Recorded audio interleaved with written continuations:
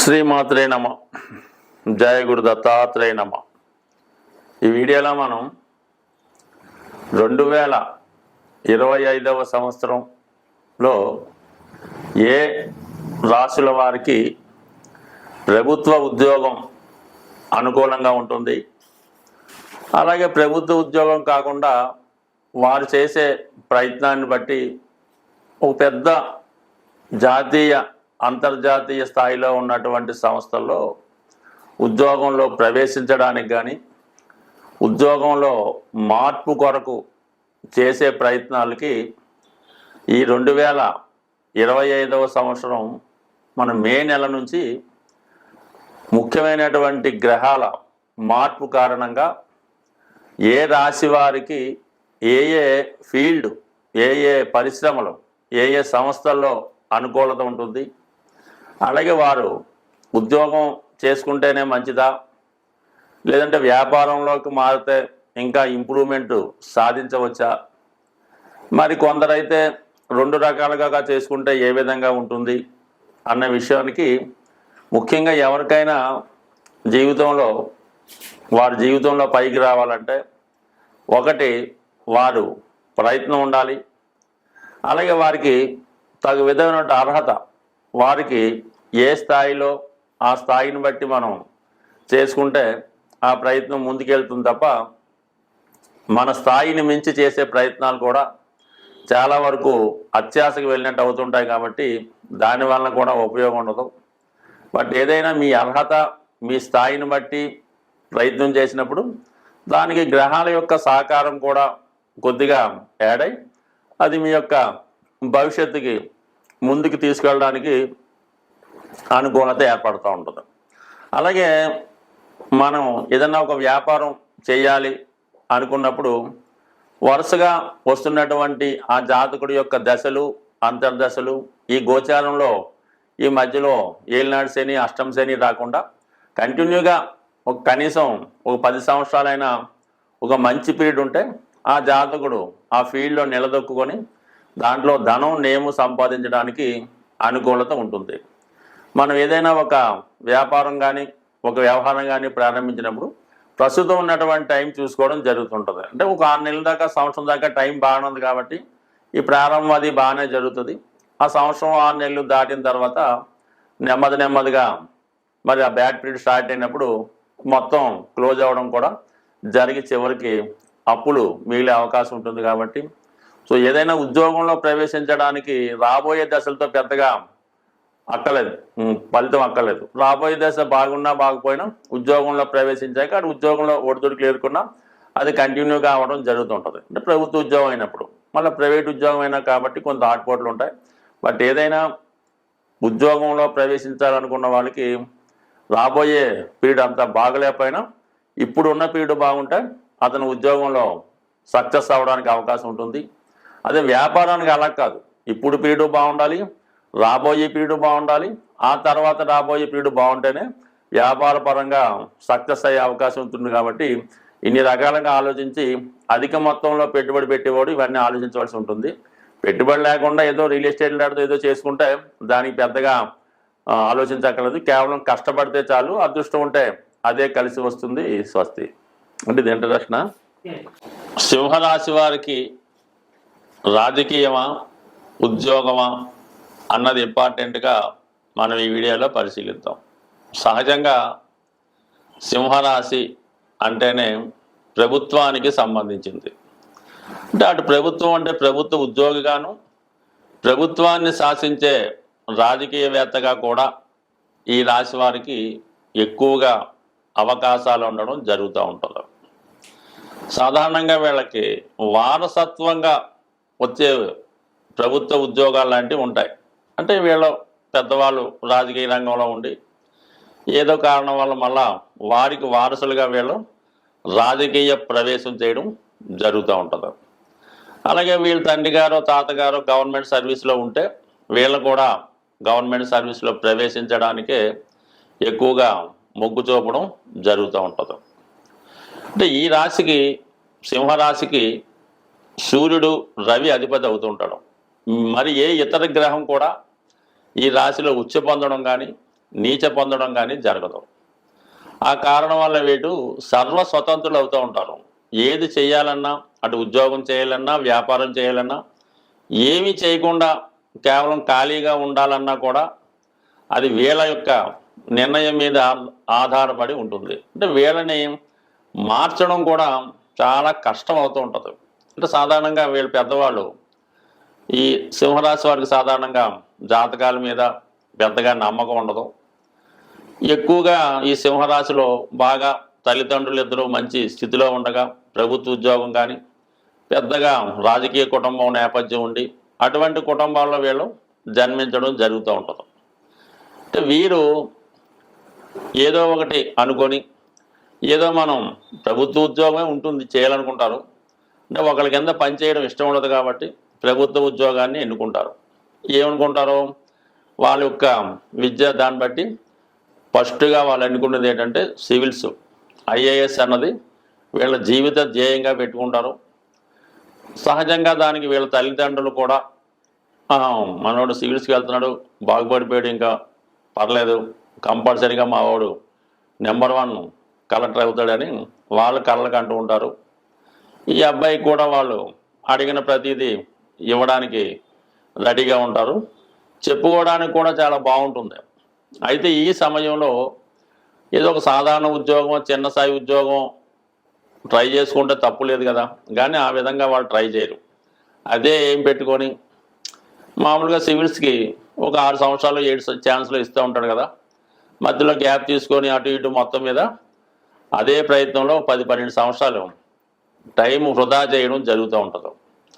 ఎవరో ఒకరు సక్సెస్ అయిన వాళ్ళు లేకపోలేదు, కానీ ఇది కొంతమందికి విషయంలో మాట. ఎవరైతే కళల రూపంలో ప్రయత్నం లేకుండా కళలు కంటూ సివిల్స్ రాస్తున్న వారు కానీ, గ్రూప్ 1 కానీ, ఏదన్నా ఏదో ఒక ఉన్నత స్థాయి ఎన్నుకుంటారు.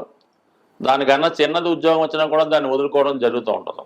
సో ఈ విధంగా వీళ్ళు ఈ కాలాన్ని వృధా చేయకుండా వచ్చిన అవకాశాన్ని ముందుగానే చిన్న స్థాయి ప్రభుత్వ ఉద్యోగమైనా ముందు చేరిపోతే చివరికి మాత్రం వీళ్ళ ఎండింగ్ మాత్రం ఖచ్చితంగా ఆ డిపార్ట్మెంట్ హెడ్గానే మరి వాళ్ళు రిటైర్మెంట్ అవ్వడం జరుగుతుంది. సాధారణ కౌన్సిలర్గా వీళ్ళు రాజకీయం ప్రవేశించిన కనీసం ఒక క్యాబినెట్ మినిస్టర్ స్థాయి కన్నా వెళ్ళడం జరుగుతూ ఉంటుంది. వాళ్ళు నిజాయితీగా ఎవరు వెన్నుపోటు పడకుండా నిజాయితీగా ఉంటే 100% ఉన్నత స్థాయికి వస్తారు. ఎలాగొస్తారు, చిన్న స్థాయి నుంచి పై స్థాయికి వెళ్ళడం జరుగుతుంది. ఎందువలనంటే ఈ సింహరాశికి 6వ స్థానం అన్నది మకర రాశి, దానికి శని అధిపతి. అది సర్వీస్ చెప్తుంది. ఒకరి కింద సర్వీస్ చేస్తూ వాళ్ళు చెప్పింది జాగ్రత్తగా పని నేర్చుకొని ముందుకెళ్తే బ్రహ్మాండంగా రావడం జరుగుతూ ఉంటుంది.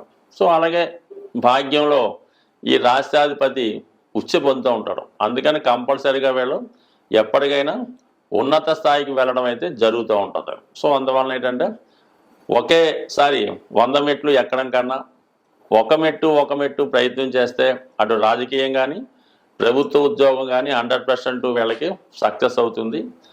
అలాగే వ్యాపారం అన్నది ఏదో పెద్ద సైజు వాళ్ళు వారసత్వంగా వచ్చినటువంటి ఇండస్ట్రీస్ అలాంటివంటి పర్లేదు, కానీ చిన్న చిన్న వ్యాపారాలు సాధ్యమైనంత వరకు వీళ్ళకి ఇష్టం ఉండదు. అంటే వీళ్ళని ఒకళ్ళని రిక్వెస్ట్ చేయడం, ఒకళ్ళని బతిమాలడం, ఒకళ్ళకి అనుకూలంగా మాట్లాడడం, ఇవన్నీ వీళ్ళకి పెద్దగా ఇష్టం ఉండదు. కాబట్టి కంపల్సరీగా వీళ్ళు అధికార హోదానే కోరుకుంటూ ఉంటారు. బట్ ఏదైనా ఈ రాశిలో మఖా నక్షత్ర జాతకులు సాధారణంగా వాళ్ళ పూర్వీకులు తాత, తండ్రి, ముత్తాత ఏదైతే చేస్తారో అదే వృత్తిని వీళ్ళు చేయడానికి ఇష్టపడుతూ ఉంటారు. సాంప్రదాయ వృత్తులనే ఎక్కువగా మొగ్గు చూపుతూ ఉంటారు. సో అలాగే ఈ రాశి వారు పాత వాటికి, అంటే పురాతనటువంటి ఎండోమెంట్స్ డిపార్ట్మెంటు, జులాజికల్ లాంటివి, భూమిలో చంపే పురాతన వస్తువులకి బాగా ఇంట్రెస్ట్ చూపిస్తూ ఉంటారు. ఎక్కువగా మన సాంప్రదాయాల్ని, మన జాతి గౌరవాన్ని, జాతి చిహ్నాల్ని కాపాడే ప్రయత్నంలో చాలా వరకు వీళ్ళు మన సంస్కృతిని కాపాడి దానికి సంబంధించిన వృత్తుల్లో కానీ స్వతంత్రంగా కానీ ఈ రాశి వారు ఉంటారు. అంటే వీళ్ళు కంపల్సరీగా ఎదటి వారి నుంచి గౌరవాన్ని కోరుకుంటూ ఉంటారు. ఒక్క గౌరవిస్తే చాలు ఎంతైనా వీళ్ళు చేయడానికి, త్యాగం చేయడానికి సిద్ధపడుతూ ఉంటారు. బాగా అదృష్టవంతమైనది ఇదే రాశిలో ఈ పుబ్బా నక్షత్రం. ఇది చాలా ఎంటర్టైన్మెంట్కి సంబంధించింది కాబట్టి సినిమా పరిశ్రమలో ఎక్కువ మంది హీరోలు ఈ నక్షత్రంలో జన్మించే వారే అవుతూ ఉంటారు. అలాగే సంగీత దర్శకులుగా మ్యూజిక్ డైరెక్టర్లు అవ్వచ్చు, డైరెక్టర్లు అవ్వచ్చు, హీరోలు అవ్వచ్చు, సినిమా పరిశ్రమకు నెంబర్ 1 రాణిస్తుంది. ఎంటర్టైన్మెంట్ ఇండస్ట్రీ అది ఏదైనా కావచ్చు, చాలా అదృష్టం మాట. వీళ్ళన్నీ ప్రతిదీ క్వాలిటీని కోరుకుంటారు, అత్యున్నత స్థాయి కోరుకుంటుంటారు. బట్ ఏదైనా మోస్ట్ సక్సెస్ఫుల్ స్టార్ అన్నది ఈ పూర్వ పాల్గొని నక్షత్రం. తర్వాత ఉత్తర పాల్గొని, ఉత్తరా నక్షత్రం అన్నది ఇది పెద్దలు ఇచ్చినటువంటి సాంప్రదాయాల్ని, స్థిరాస్తుల్ని, గౌరవాన్ని కాపాడే ప్రయత్నం చేస్తూ ఉంటారు. జాతిని మేల్కొల్పి వాటిని సరైన మార్గంలో నడిపించే ప్రయత్నం ఈ రాశి వారు చేయడం జరుగుతూ ఉంటుంది, ఈ నక్షత్రం వారు చేయడం జరుగుతూ ఉంటుంది. స్వస్తి. ప్రస్తుతం వృత్తిపరంగా ఎంత ప్రయత్నం చేసినా సరైనటువంటి వృత్తిలో మనం స్థిరపడలేకపోతున్నాం అనుకున్న వాళ్ళకి వారి యొక్క ప్రస్తుతం జరుగుతున్నటువంటి జన్మ జాతకంలో దశ అంతర్దశలను బట్టి ఆధారపడి ఉంటుంది. ఇప్పుడు మనం అనుకున్నది ఏంటంటే కేవలం కామన్గా గోచారీత్యా ఉన్నటువంటి ఫలితాలు, తర్వాత సహజంగా ఏ రాశి వారికి ఎప్పుడు ఏది అనుకూలం అనుకున్నాం. అయితే అన్నిటికీ ఒకే పరిహారం అన్నట్టుగా ఈ ఉద్యోగానికి అంటే ఒక క్రమశిక్షణ ఉద్యోగం అంటే సూర్య భగవానుడు ఖచ్చితంగా టైంకి సూర్యోదయం అవుతుంది, సూర్యాస్తం అవుతుంది. ఎంత వర్షం వచ్చినా ఏది వచ్చినా సూర్య భగవానుడు ఆ టైం టు టైం తన పని చేసుకుంటూ వెళ్తూ ఉంటాడు. అలాగే ఏదైనా వృత్తిలో స్థిరపడాలనుకున్నకి ఒక క్రమశిక్షణగా ఒక ఉదయం వేకువజామునే లెగ్స్ ఉండడం, అలాగే సాయంకాలం సమయంలో నిద్ర, ఇవన్నీ ఒక టైంలో పంచువాటిగా చేయాలి. మీరు పొద్దున్న లేచారు 5:30 ఓకే, లేదా పార్క్ వెళ్ళారు వాకింగ్ అరగంట టైం ఓకే, టిఫిన్ 9:30 అంటే 9:30కి రోజు, భోజనం 1:30, 2 అనుకుంటే ఆ టైంలోనే భోజనం, సాయంకాలం 4 గంటల టీ అంటే 4 గంటలకే తాగండి, మళ్ళీ 8 గంటల ఈ టైం మెయింటైన్ చేయండి. మీరు ఖాళీగా ఉండండి, కానీ ఈ ప్రతి పని కూడా ఒక టైంకి పర్ఫెక్ట్గా చేయడం వల్ల, అలాగే మీరు ఎక్కడ ఉన్నారు మీ మదర్కి ఫోన్ చేయండి ప్రతిరోజు అదే టైంకి, లేచినంటే ఉదయం 7 గంటలకి అదే టైంకి మీరు ఫోన్ చేయండి, ఆవిడ ఎదురు చూస్తుంటారు, మీ పని కార్యక్రమం పూర్తవుతుంది. ఈ విధంగా ఒక టైం ప్రకారం సిస్టమేటిక్గా మీరు నిరుద్యోగిగా ఉన్నా ఉద్యోగం ఉన్నా ఈ టైం సెన్స్ పాటించడం వల్ల కంపల్సరీగా మీ యొక్క వృత్తి వ్యాపారాలు ఇంప్రూవ్మెంట్ అవుతూ ఉంటాయి. మీరు ఒక షాప్ పెట్టుకున్న కాలనీలో ఉన్నారు, ఒక్క మనిషి రానివ్వండి రానివ్వకండి, టైం మెయింటైన్ ఉదయం 6 గంటలకి షాప్ ఓపెన్ చేయమని బోర్డు రాయండి, 6 గంటల నుంచి సాయంకాలం 6 గంటల దాకా ఉంటుంది. ఎంత ఇబ్బంది వచ్చినా ₹1 అమ్మకపోయినా ఉదయం 6 నుంచి సాయంకాలం దాకా ఓపెన్ అయి ఉంటే నెమ్మదిగా మీ కస్టమర్స్ పెరుగుతారు, సమయంగా ఆ టైంకి వచ్చి తీసుకెళ్ళడం కూడా జరుగుతూ ఉంటుంది. అదే ఒకరోజు 10 గంటలకి, ఒకరోజు సాయంకాలం 4 గంటలకు క్లోజ్ చేయడం, వర్షం వచ్చిందని సెలవు ఇవ్వడం, ఈ విధంగా చేయడం వల్ల మీ కస్టమర్ మీ దాకా రాడు, ఎక్కడో అక్కడ బయట నుంచి కొనుక్కొని మీరు ఉంటారో తెలియదు కాబట్టి వాడు ముందు ఏర్పాటుతోనే రావడం జరుగుతుంటుంది. కాబట్టి వ్యాపారం అయినా ఉద్యోగం అయినా క్రమశిక్షణ టైం మెయింటైన్ చేయండి. ఇదే దైవారాధన లాంటిది. Work is worship, duty is God అన్నట్టుగా మీరు ప్రవర్తిస్తే 100% ఉద్యోగం అయినా వ్యాపారం అయినా సక్సెస్ అవుతారు. దాంతోపాటు ఏంటంటే ప్రతిరోజు సూర్య భగవానుడి ఆరాధన, అంటే అతనే క్రమశిక్షణ కారణం అవుతుంటాడు.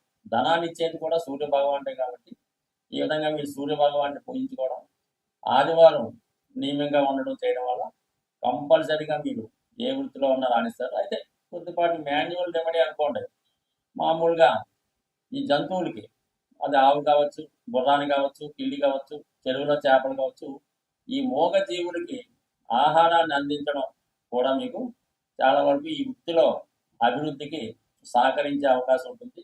ఈ విధంగా చిన్న రెమెడీస్ ఎక్కువగా ఈ డ్రై ఫ్రూట్స్ ఉంటాయి కదా, ఎండు ద్రాక్ష, ఎండు ఖర్జూరం లాంటివి ఏదో ఒక మీకు అనుకూలమైన రోజు ఎక్కడ ఉన్నటువంటి మరి సాధువులు లాంటి వాళ్ళకి ఈ డ్రై ఫ్రూట్స్ పంచిపెట్టడం వల్ల చిన్న వృత్తిపరమైనటువంటి చికాకులు, అంటే ఏదన్నా ప్రతిదానికి ఒక రెమెడీ ఒక సమస్య ఉంటుంది.